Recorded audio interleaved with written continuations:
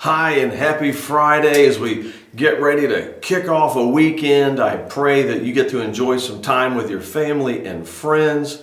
For those of our Jewish friends, this is the Sabbath as the sun goes down. I pray the Lord bless you and I say Shabbat Shalom to you. But right now, we're in Proverbs 26. And this proverb, what I'm going to share with you, the few verses I'm going to share with you, we could simply call this one, Mind Your Own Business. Say it again, mind your own business. Check this out. Verse 17 says this, "He who passes by and meddles in a quarrel not his own is like one who takes a dog by the ears."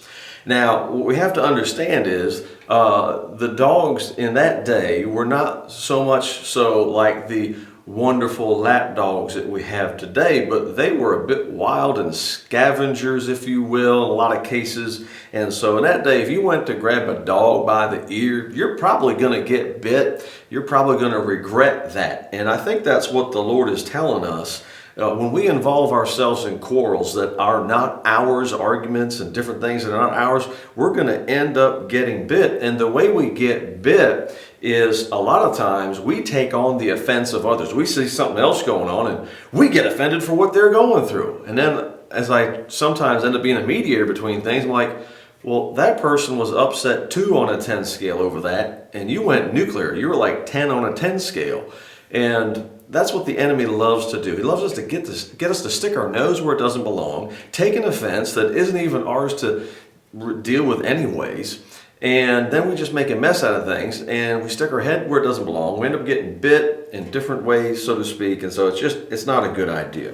And so let's continue on this mind your own business theme, if you will, in Proverbs. In Proverbs 26 and 20, it says this, "Where there is no wood, the fire goes out. And where there is no talebearer, where there is no gossip or gossiper, strife ceases." And so that's pretty simple, isn't it? If we will just not echo the words of a gossip, and if we'll learn, as I've told you in other Proverbs before, to close our ears to it and say, no, I ain't got time for that, all of a sudden we'll see the drama begin to reduce. How many of you would like less drama in your life? Oh, we'd all like less drama.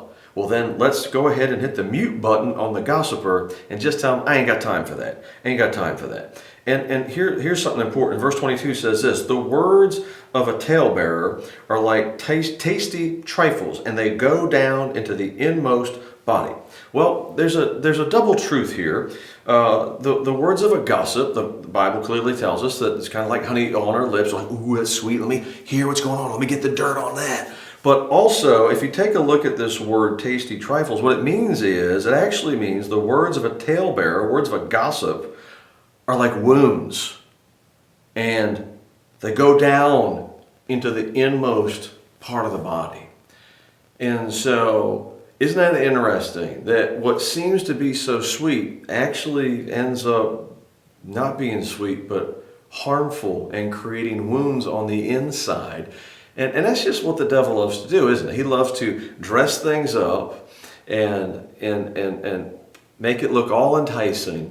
But then afterwards, bam, there's the trap, and it gets you.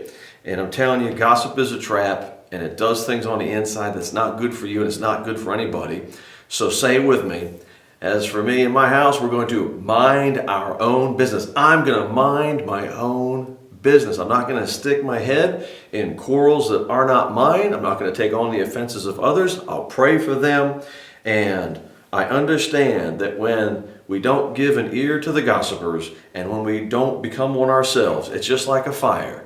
When there's no more wood, the fire goes out, and I pray the drama goes out in your life in Jesus' name.